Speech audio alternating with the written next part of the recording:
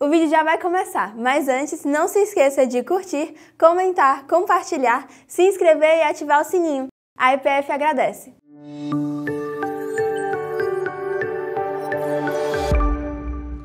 A igreja pode assentar-se. É um versículo só, hoje de manhã, sobre esse tema: fortifique-se na graça de Jesus. Eu quero olhar para esse texto com os irmãos, em 2 Timóteo, capítulo 2, versículo 1. O apóstolo Paulo está escrevendo aí: tu, pois, filho meu, fortifica-te na graça que está em Cristo Jesus. Eu quero pedir a você que leia a pastoral do boletim, do primeiro boletim do ano, se você ainda não o fez, porque nós iniciamos o ano desafiando a igreja a viver essa visão de fato, de que este é o tempo da virada nas nossas vidas. Entenda, na minha vida individual, na minha vida como família, na minha vida como igreja, leia aí a proposta, que na verdade é o resultado da oração, do desafio. Tenha certeza de que você realmente é filho de Deus. Você tem uma identidade, você é filho, você é filha de Deus. Partimos disso na primeira mensagem, nos 2 cultos. Então você tem uma origem, essa origem está em Deus.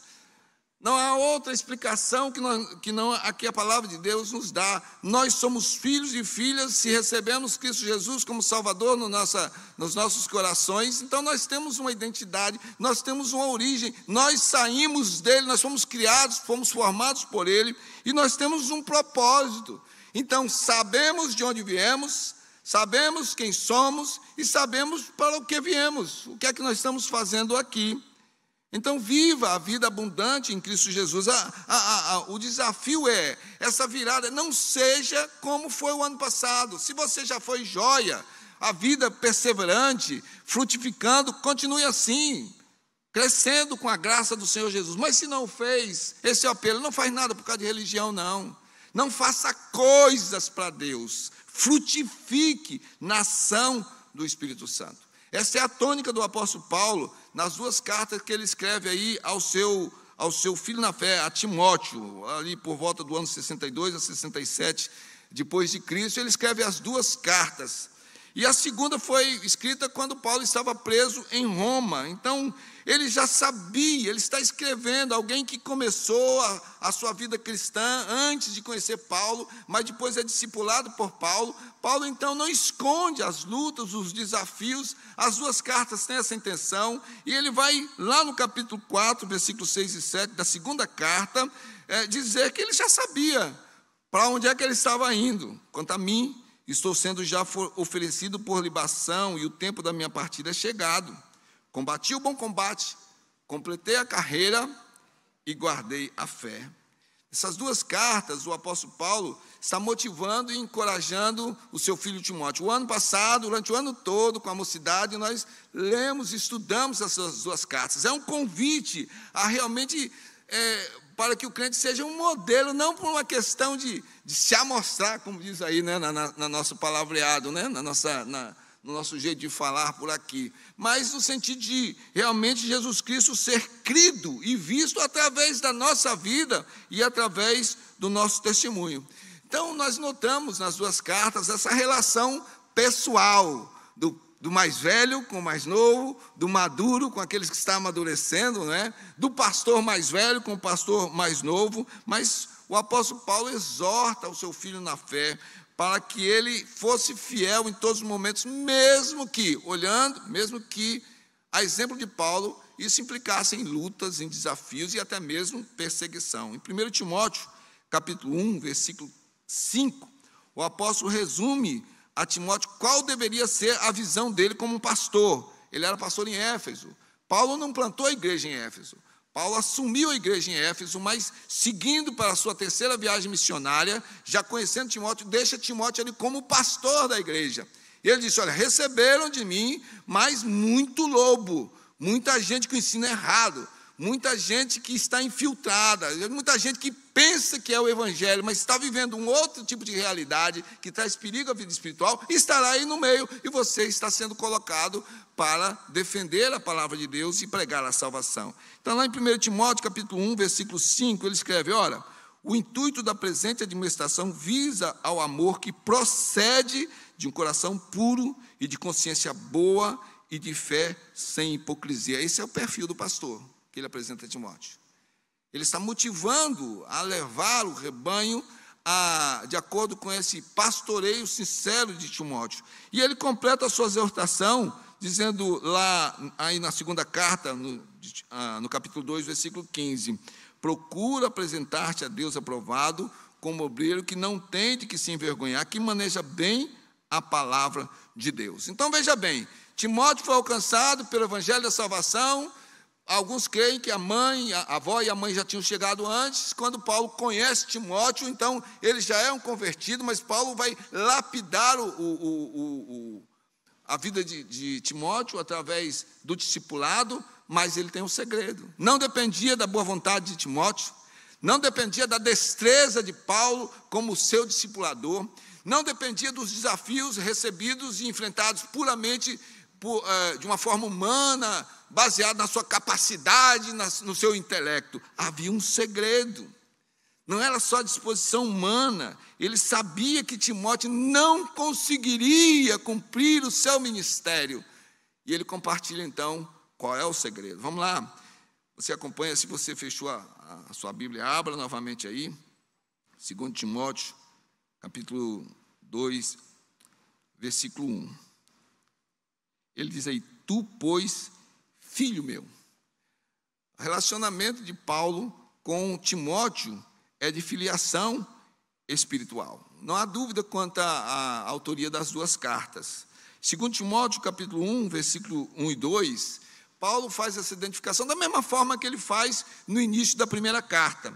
Ele escreve aí, Paulo, apóstolo de Cristo Jesus, pela vontade de Deus, de conformidade com a promessa da vida que está em Cristo Jesus, ao amado filho Timóteo, graça, misericórdia e paz da parte de Deus e Pai e de Cristo Jesus, nosso Senhor. Então, Timóteo, quando Paulo o conheceu, já era alguém convertido e já, pelo que nós entendemos, com Paulo escrevendo a respeito dele, dava um bom testemunho. Era alguém convertido ao Senhor, era o seu discípulo amado, era o seu filho, filho de uma judia crente, mas o pai era grego, a avó também convertida ao cristianismo, e o testemunho chega a Paulo antes do próprio Timóteo ser conhecido. Quando Paulo conhece Timóteo, ele já tem ali o currículo de Timóteo. Nós entendemos que alguém disse, olha, vamos chamar aqui esse moço, né? E esse moço então dá um testemunho que Paulo vai descrever aí na segunda carta, capítulo 1, versículos 3 a 5. Dou graças a Deus, a quem desde os meus antepassados sirvo com consciência pura, porque sem cessar me lembro de ti nas minhas orações noite e dia.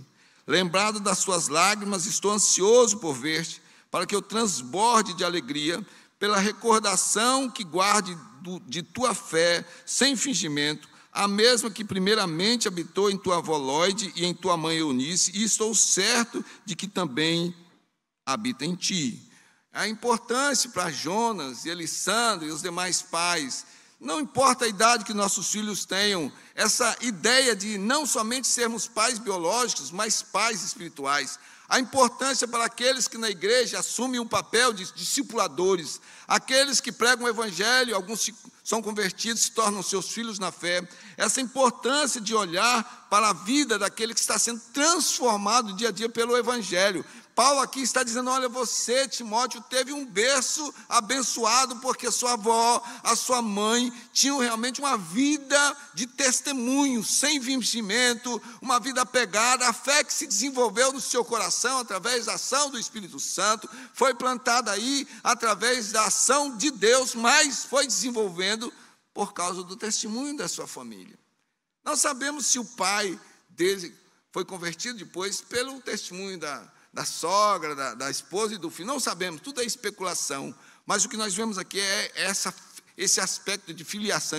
Você é meu filho na fé, tu, pois, filho meu, sabe, aí uma chegada de coração, uma linguagem de intimidade, mas Paulo vai compartilhar com esse seu filho na fé o segredo, o ministério, que vai ser um ministério sincero, genuíno, esse alcance de uma visão pastoral, que vai edificar os crentes, que vai pregar a salvação para não crentes, que vai edificar a igreja, que vai combater heresias, que vai ter uma vida realmente que procura glorificar ao Senhor, tem um segredo.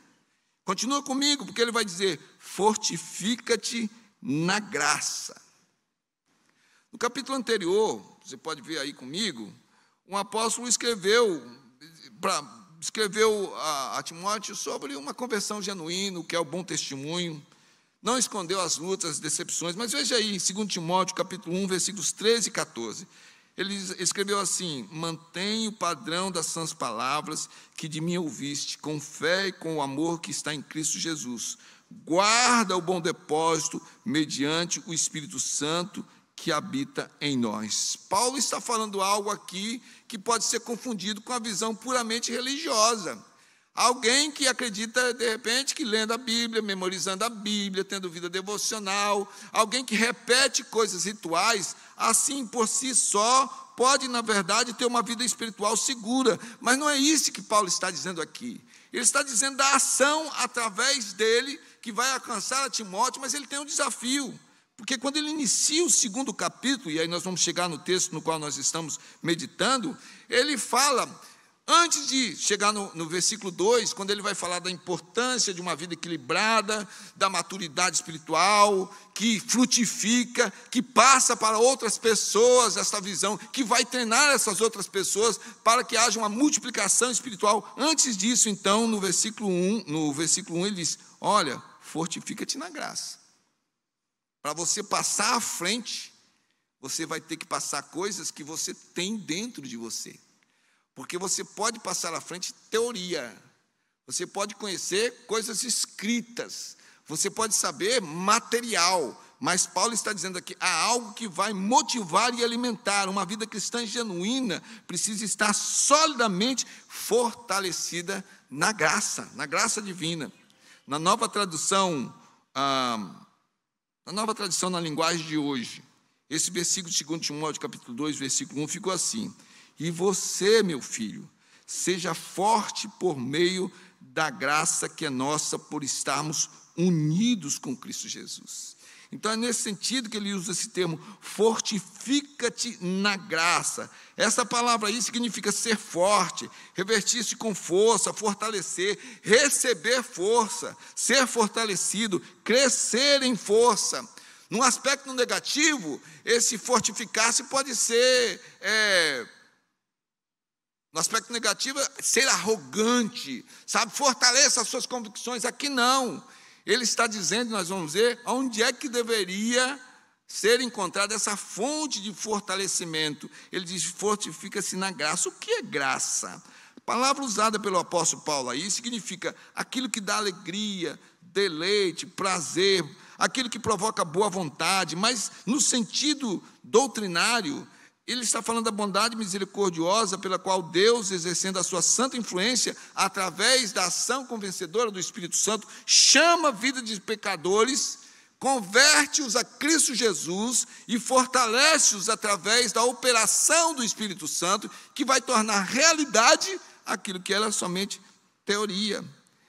Então, as crianças estão estudando os catecismos, os catecúmenos também, mas você vai se lembrar, você que já estuda há algum tempo, que nós aprendemos nos catecismos que graça é o dom imerecido de Deus. É aquilo que nós recebemos sem merecermos. Entendemos que, quando a gente usa a palavra presente, já fica um pouco comprometido, porque qual é a ideia que você tem de presente? A pessoa fez um aniversário, ou o cônjuge vai celebrar o aniversário de casamento. Então, alguém está fazendo alguma coisa e recebe um presente. No sentido de que fez alguma coisa, ou então está acontecendo uma coisa, então merece receber aquele presente.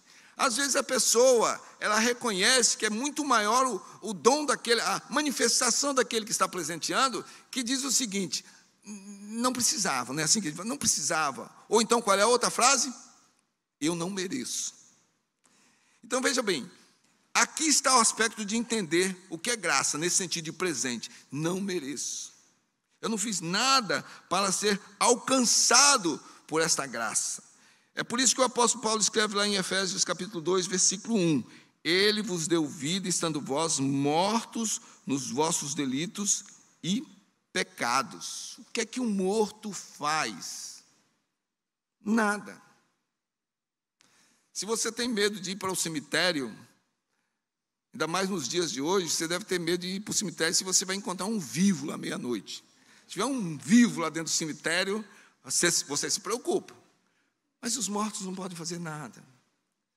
A visão da palavra é que esse morto é tocado pela graça, então ele revive, ele é ressuscitado. Então a graça não está baseada em nada do que o ser humano pode fazer. Nós acabamos de cantar mais obras aqui, não no sentido de mais obras para eu poder merecer de alguma forma, não, mais obras no sentido de, Senhor, eu quero te servir, eu quero desenvolver aquilo que o Senhor colocou no meu coração. A fé sem obras é morta.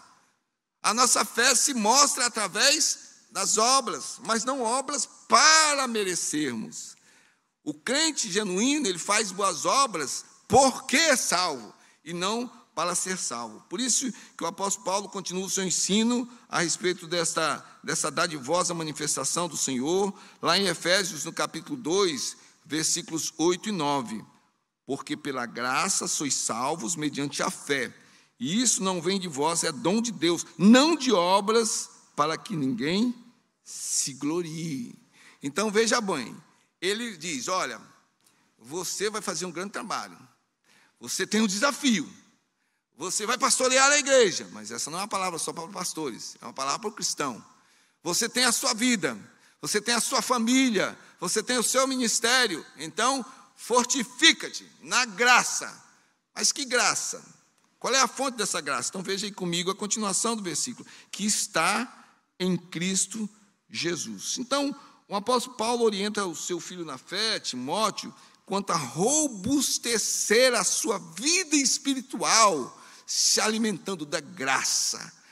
É uma graça infinita, é uma fonte inesgotável, ela jamais pode acabar, porque ela está descansada na misericordiosa e dadivosa mão de Deus. Todos os dias ele renova, ele vai renovando juntamente com a sua misericórdia, de uma forma fiel, a sua graça. Então ele está dizendo, corra para essa fonte de graça, Timóteo, porque ela está em Cristo Jesus.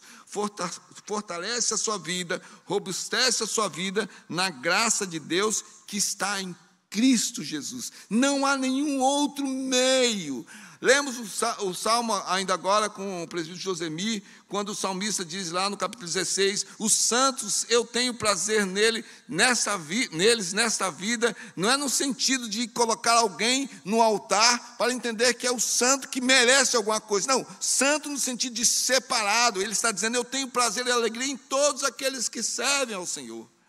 Todos aqueles que são santos é porque foram separados para servir ao Senhor. Então isso provoca alegria no coração do salmista, porque ele diz, são vidas transformadas que são instrumentos de bênçãos nas suas mãos. Por isso Jesus é indicado aí por Paulo, em toda a palavra, ele é a única fonte de graça.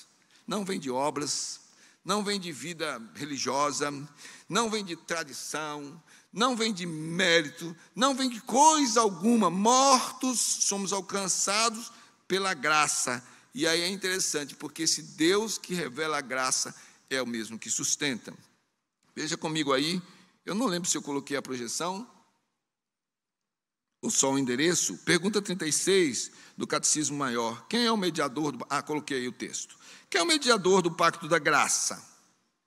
Aí nós entendemos pela palavra que o único mediador do pacto da graça é o Senhor Jesus Cristo, que sendo o eterno Filho de Deus, da mesma substância e igual ao Pai, no cumprimento do tempo fez-se homem, e assim foi e continua a ser Deus e homem em duas naturezas perfeitas e distintas, e uma só pessoa para sempre. Por isso o apóstolo Paulo, inimigo do Evangelho, perseguidor dos discípulos de Jesus, porque ele era fiel e ele honrava a sua religião judaizante, presa a rituais e ao legalismo e outras coisas mais. Alcançado por esta graça, renuncia tudo aquilo que ele era e tinha para seguir fielmente a Jesus. Eles não têm outra fonte, Timóteo.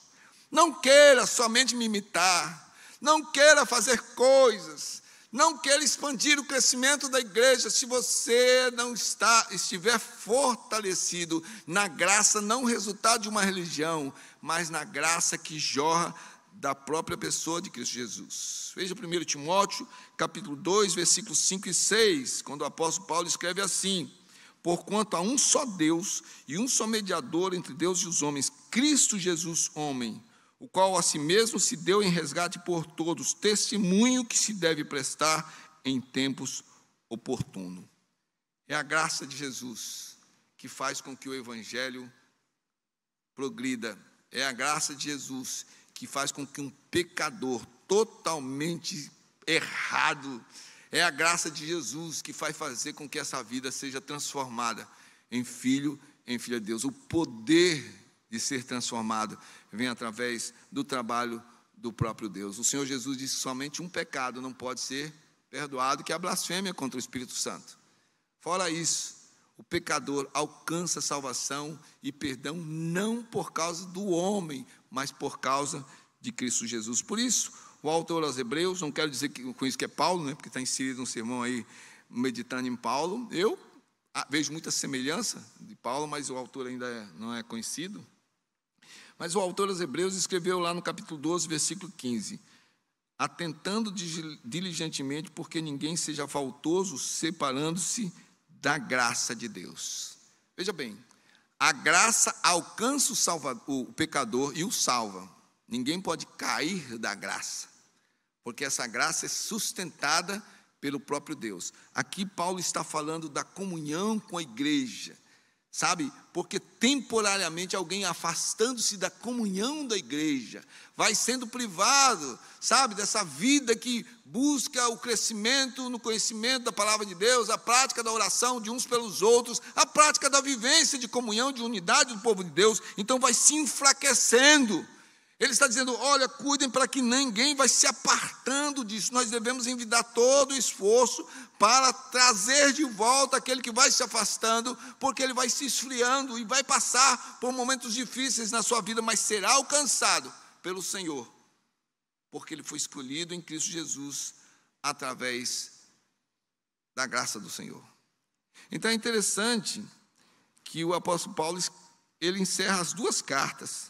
1 Timóteo capítulo 6, versículo 21, 2 Timóteo capítulo 4, versículo 22, com a mesma expressão: a graça seja convosco. Durante todo o tempo na carta, o apóstolo Paulo vai falar com Timóteo, na segunda pessoa do singular, tu. Mas ele não termina a carta dizendo a paz seja contigo, porque ele já está partindo do pressuposto que essa carta vai ser lida, vai ser compartilhada com a igreja. Então, além de Timóteo, Paulo deseja que a igreja de Cristo Jesus esteja fortalecida na graça de Jesus. Irmãos, eu quero concluir entendendo que o apóstolo Paulo orienta Timóteo quanto a robustecer, fortalecer a sua vida na graça de Jesus, e que essa mensagem tem que ser renovada nos nossos dias, todo o tempo. Todo o tempo. Em João, no capítulo 15, versículo 5, o próprio Senhor Jesus diz: eu sou a videira, vós os ramos, quem permanece em mim e eu nele, esse dá muito fruto, porque sem mim nada podeis fazer. Então, se não for a graça de Jesus, se não for a presença de Jesus, nós não podemos fazer nada. E eu volto a dizer, não quero ser repetitivo e cansativo, não, nós podemos fazer coisas. Podemos ser como aquela figueira cheia de folhas, mas não há frutos, não há resultado que glorifique ao Senhor, não há nada palpável que honre e glorifique realmente ao Senhor. Precisamos entender que a graça de Jesus é suficiente para nós. Sem a graça de Deus você não pode nada. A graça de Deus alimenta você. A graça de Deus não livra você de lutas e dificuldades. Quantas são as orações que nós estamos fazendo aqui? Uma pessoa crente, então, não deveria estar internada, recuperando-se de uma cirurgia de câncer. Uma pessoa que é crente não poderia estar com problemas na sua família, com o cônjuge, com os filhos.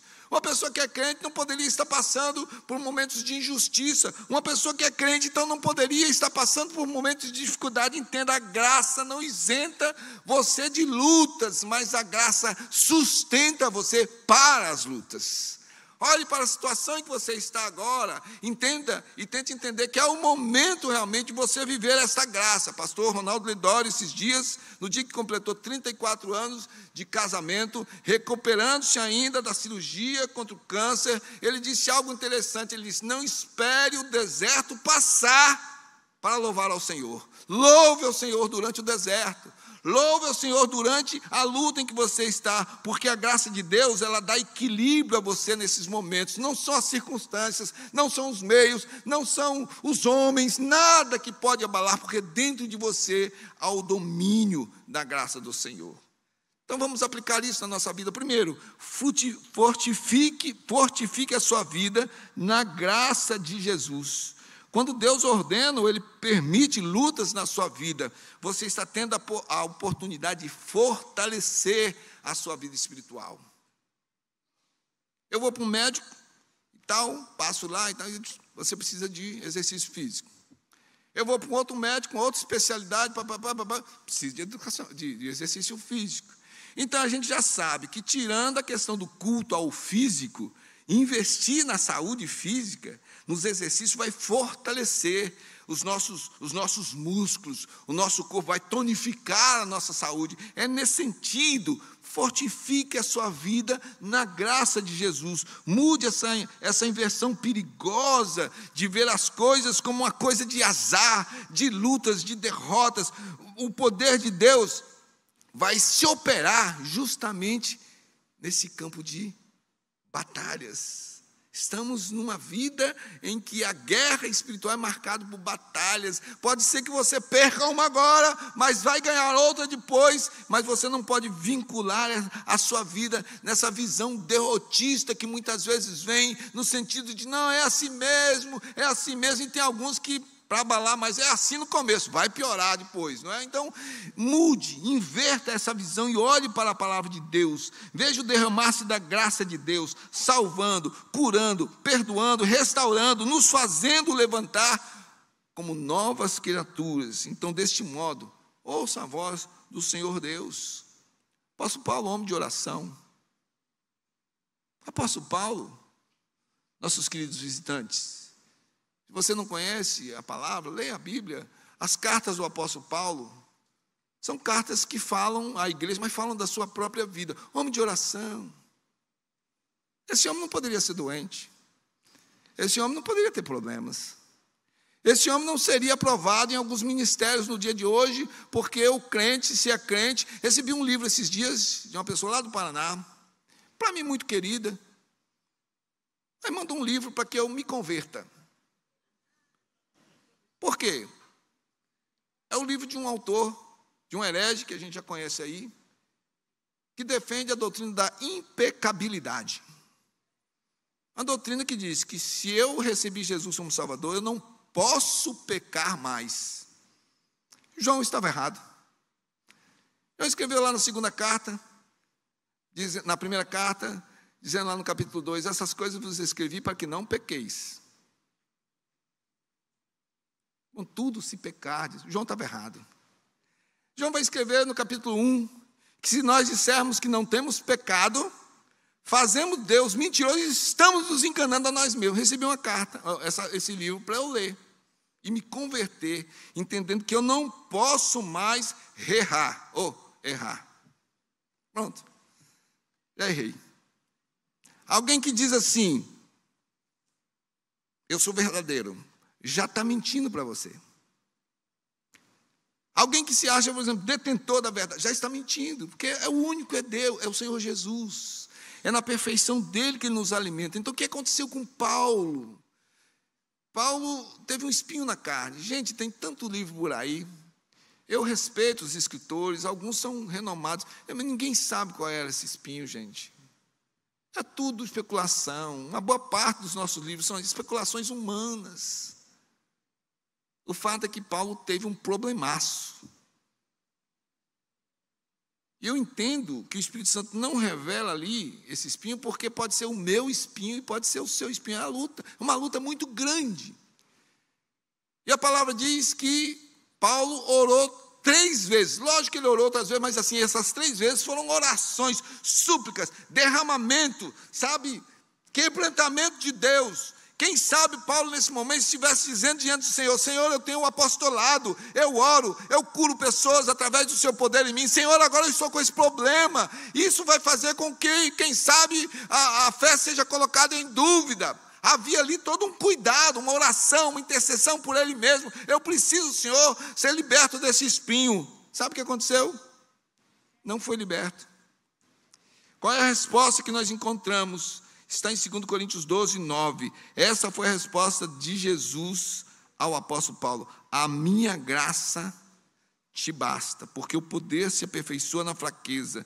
De boa vontade, pois, mais me gloriarei nas fraquezas, para que sobre mim repouse o poder de Cristo. Fortifique-se na graça de Cristo Jesus e saiba enfrentar até mesmo os espinhos, porque é Ele quem vai estar sustentando você.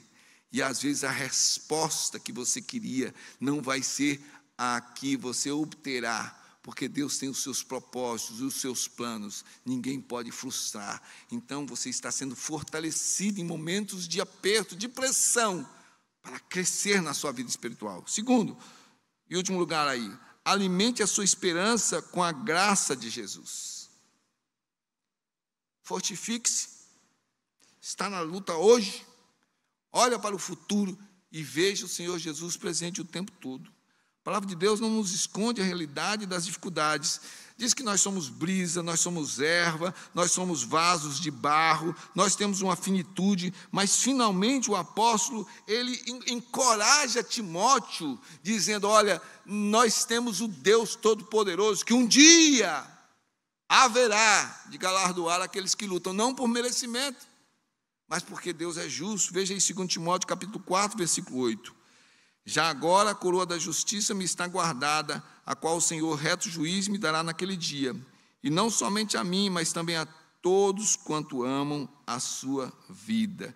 Este vaso de barro, essa vida finita, carrega esse tesouro de inestimável valor, que é Cristo Jesus nas nossas vidas. Não importam os espinhos e as lutas, a esperança da volta gloriosa de Cristo Jesus nos fortalece, nos alegra, nos faz com que os nossos passos sejam conduzidos, sabendo que nada que nos aconteça pode nos separar da graça de Jesus, que nos alcança com a salvação e nos garante um futuro glorioso. Em João, capítulo 16, versículo 33, é o último texto que eu vou ler.